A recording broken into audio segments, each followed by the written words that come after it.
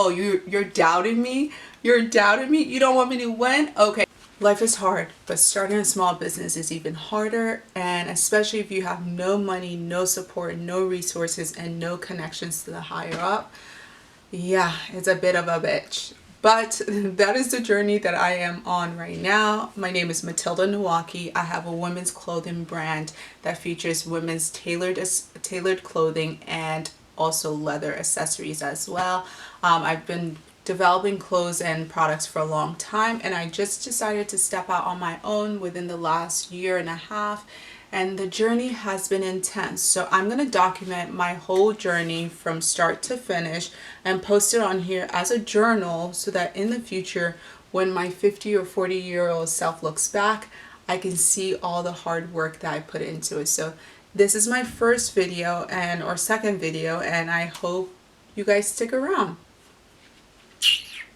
These are the 3 lessons that I've learned since going into business and creating AMA NWOKE clothing. So lesson number 1 is that to not be sad or be upset when you don't get the support that you think you should.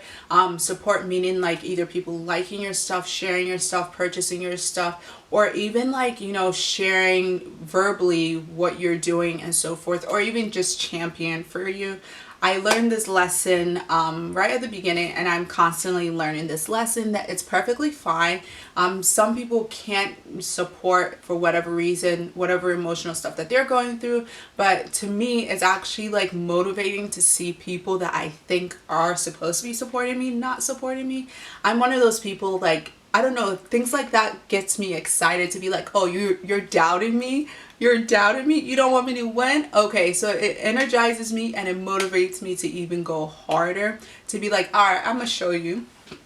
I'm gonna show you. And so it's okay if people are not supporting you. Just take note of it and just keep it pushing and just keep working it. Use that to fuel your motivation so that you could continue to go, because when you're working on your small business or your entrepreneurship journey, it could be that you're doing the same thing over and over again, and it could be a bit mundane. So use that as an additional fire, like use that as an ignition for your fire, so that you could be like, all right, you don't want to support me, I got you. Okay. All right, so that's number 1. Number 2 is that you have to find a spiritual center, meaning God. You have to have a relationship with God, only because this process is very isolating while the rest of the people are outside, having an amazing time. Like this summer, I have not gone anywhere. No vacations, no pool parties, no nothing. And to other people, it might seem like, oh, this is a horrible life. But to me, it's because I'm working towards a purpose, right? I'm working towards something that I want to outlive me. I'm working towards something that I can pass down as generational wealth to whomever kids I decide to have, right?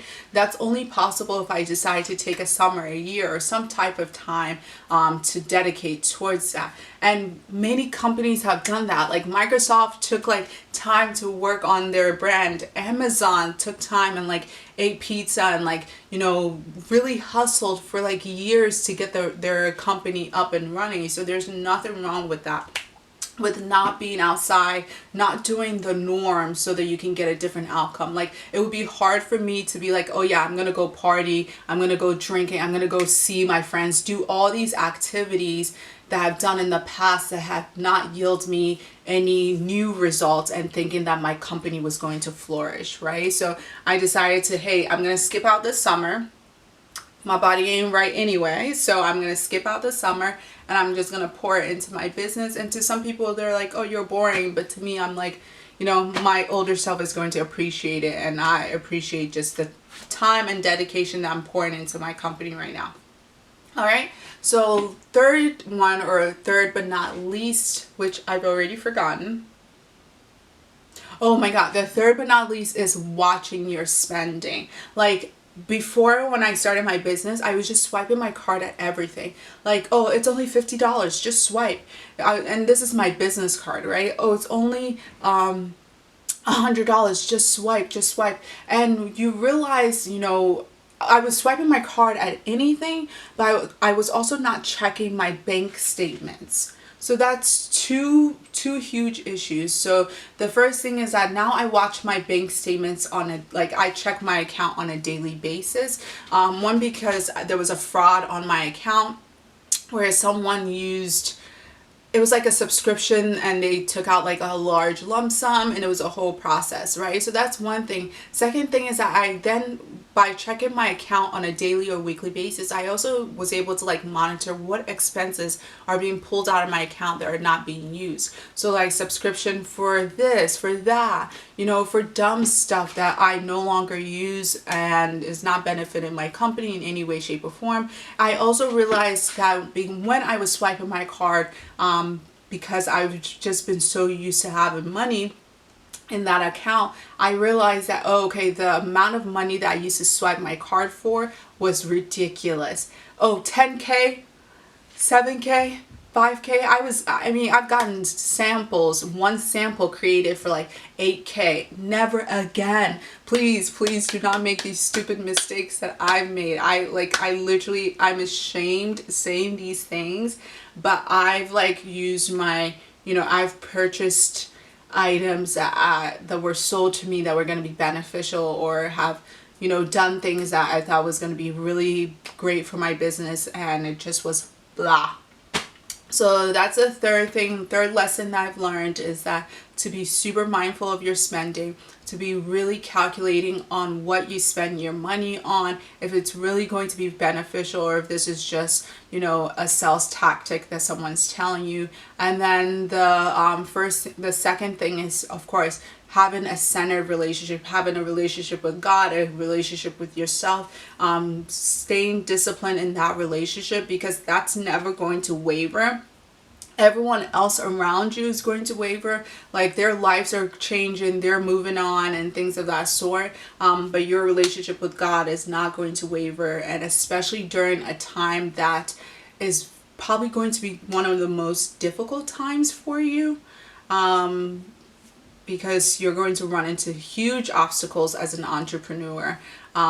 So yeah, having a great relationship with God, meditating, working out, whatever it looks like for you, get that locked in. Get it locked in like yesterday, because that's the only thing that's going to save you. And then I think number one was making sure, what was number one? Oh, not being upset, or not letting friends and family or associates or whomever you suspected should have supported you, not allowing their lack of support affect you or slow you down from doing what you should be doing. Like, just because your cousin did not support you by sharing, purchasing, or whatever the case is, that doesn't mean that you should be in a bad mood, or should be, in the slump, sad, or whatever the case is. Let that stuff burn deep inside of you. Let it burn. Let it heat up. Use that energy for something else. Use that energy to create. Use that energy to send out email blasts. Use that energy to hustle. Use that energy to get things done. All right? See you next time.